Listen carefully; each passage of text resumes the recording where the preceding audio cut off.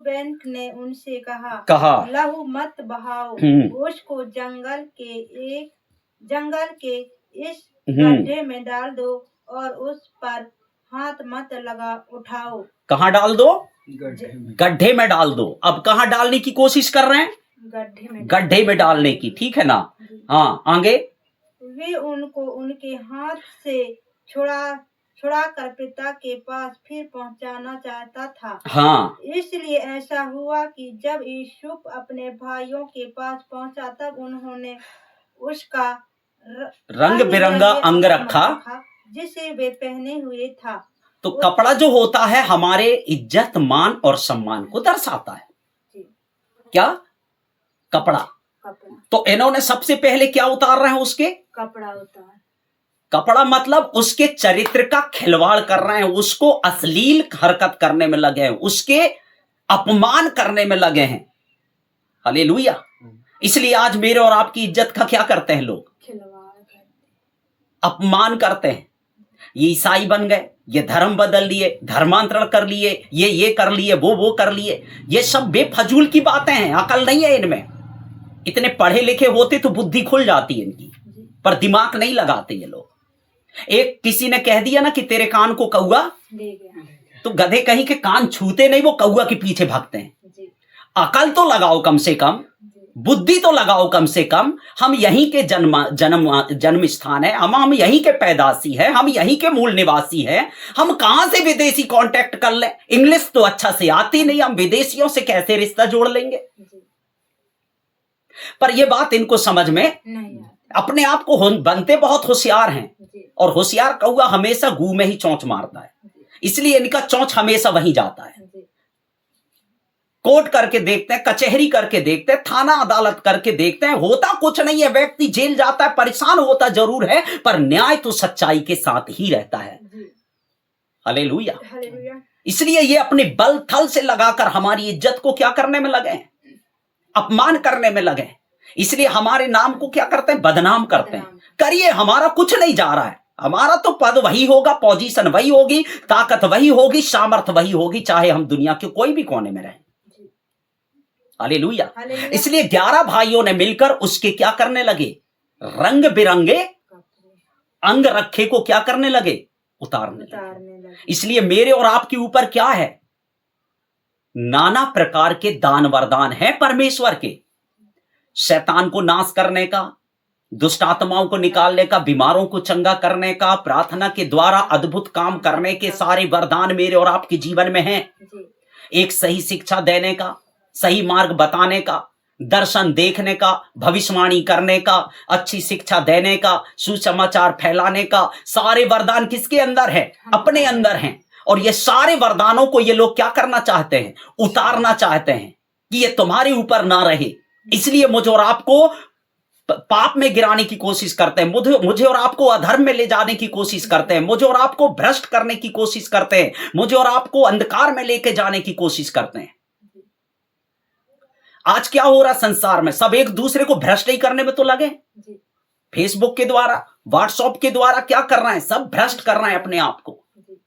नंगी फोटो, नंगी तस्वीर, नंगे सारे इनके कपड़े, गंदे कपड़े। महंगे है तो क्या हुआ? आधे अधूरे तो है ना, तन पूरी ढकती नहीं। क्या ये अश्लीलता नहीं है? और ये सोचते कि ये भी हमारे समान चलें। हम क्यों चलें? आप गलत रास्ते पर चलेंगे, हम क्यों चलें? आप गलत कदम उठाएंगे, हम क्यों उठाएं? क्योंकि तुम पापी बनो, हम क्यों बने? इसलिए हमारा एक ही सिद्धांत है, सही जीवन, सही विचार, उच्च जीवन, उच्च विचार। हालेलुया। और ये हमारे सही विचारधाराओं से मुझे और आपको लोग हटाने के लिए ही सब अपमान करते हैं। इससे कभी अपने लाइफ में निराश नहीं होना है, कभी उदास नहीं होना है। खुश हो जाओ कि अपना प्रमोशन होने जा रहा है। यूसुफ के साथ यूसुफ के साथ अन्याय होता गया, उसके कपड़े उतार लिए गए, उसको गड्ढे में डाल दिया गया, तब भी यूसुफ अपने भाइयों को न गाली दिया न उनके खिलाफ आया। इसलिए मुझे और आपको किसी के खिलाफ नहीं जाना है, मुझे और आपको केवल प्रार्थना करना है। हालेलुया। क्योंकि हमारा प्रमोशन नीचे जाने का नहीं है, हमारा प्रमोशन ऊपर जाने का। जो हमारे साथ अन्याय करेगा, हमारे साथ अत्याचार करेगा, हमारे साथ गलत करेगा, वो अपने आप को ऊपर नहीं, अपने आप को नीचे लेके जा रहा है। क्योंकि ये मुझे और आपको, ये समझो, दुख नहीं दे रहे हैं, ये मुझे और आपको धक्का लगा रहे हैं। और यूसुफ को भी धक्का लगाया जा रहा था। इसलिए लिखा है, जब आप पढ़ेंगे, और यूसुफ को उठाकर गड्ढे में डाल दिया। वे गड्ढे सूखा था। गड्ढा क्या था? सूखा था। ये गड्ढे में हमको डाल रहे हैं, गड्ढा क्या है? सूखा है। गड्ढे में कुछ नहीं है। हाँ, इनके पास वो पावर, वो ताकत, वो सामर्थ है ही नहीं है। इसलिए खुद की जिंदगी को दूसरों के ऊपर निर्भर करके चल रहे हैं। खुद की जिंदगी को दूसरों के ऊपर निर्भर करके चल रहे हैं कि ये बाबा मिल जाए तो आशीर्वाद दे दे, वो बाबा मिल जाए आशीर्वाद दे दे। ये आशीर्वादों की भूख है और अपन आशीर्वाद की भूखे नहीं है, हम परमेश्वर के आशीर्वाद से भरे पड़े हैं। ये फर्क है। इसलिए हम किसी के सामने ना झुकते, ना किसी को गिरते, ना किसी को दंडवत करते। हम घुटना टेकते हैं और खुदा के ऊपर हाथ उठाते और हम उससे मांगते हैं, यीशु मसीह के नाम से हमको मिल जाता है। हालेलुया। इसलिए तो उसके नाम में चंगाई रखी है, उसके नाम में छुटकारा रखा है। खुद अपने आंखों से देखे कितने लोगों की बंधन टूटी, कितने लोगों की जिंदगी में बदलाव आया, कितने लोगों में परिवर्तन आया। आप ही सोचो, कितना दारू पीने वाला व्यक्ति बैठा, दारू छूटा कि नहीं? तंबाकू खाता है क्या? बीड़ी फूंकता है क्या? अब पहले कितना खर्चा होता था और आज क्या हो रहा है? नहीं हो रहा ना। अब पैसे बच रहे हैं कि नहीं? यही तो सच्चाई है कि हमारे जीवन के बंधन को तोड़ने वाला कोई है। संसार में लोग कहते हैं कि नशा कब छोड़ेगा? जब दवाई खिलाओगे, जब उसको जड़ी बूटी दोगे, नशा छोड़ेगा। मैं कहता हूं नहीं छोड़ेगा। छोड़ेगा कब? जब आप खुदा से प्रार्थना करो। वो ना छोड़ने वाला भी होगा तो भी मजबूर इतना हो जाएगा कि उसको छोड़ना पड़ेगा। क्योंकि परमेश्वर की सामर्थ्य के सामने कोई इंसान की ताकत काम नहीं करती। हालेलुया। इसलिए लोग उसको क्या करने लगे? गड्ढा में डालने लगे। उसके बाद गड्ढे में ही नहीं डाले, उसको क्या किए? बेच दिए। क्या किए? बेच दिए। इसलिए आज क्या हो रहा है मुझे और आपको? लोग मुझे और आपको यही सोच रहे हैं, भगाओ इनको, हटाओ इनको, अलग करो इनको, इनको मत छुओ, इनका पानी मत छुओ, खाना मत छुओ, सब कुछ मत छुओ। क्यों? क्योंकि हमारा छुआ हुआ आशीषित है। हमारा छुआ हुआ आशीषित है। यही तो बड़ा प्रभाव डालता है उनमें। बाकी सबका छुआ हुआ कोई प्रभाव नहीं डालता, पर हमारा छुआ हुआ हर एक चीज बड़ा प्रभाव डालता है। उसका कारण, क्योंकि इसमें वो सामर्थ और वो शक्ति है। हालेलुया। ये भक्ति की बड़ी ताकत है। इसलिए उन्होंने कहा कि यूसुफ को अपने बीच में मत रखो, इसको बेच दो भैया।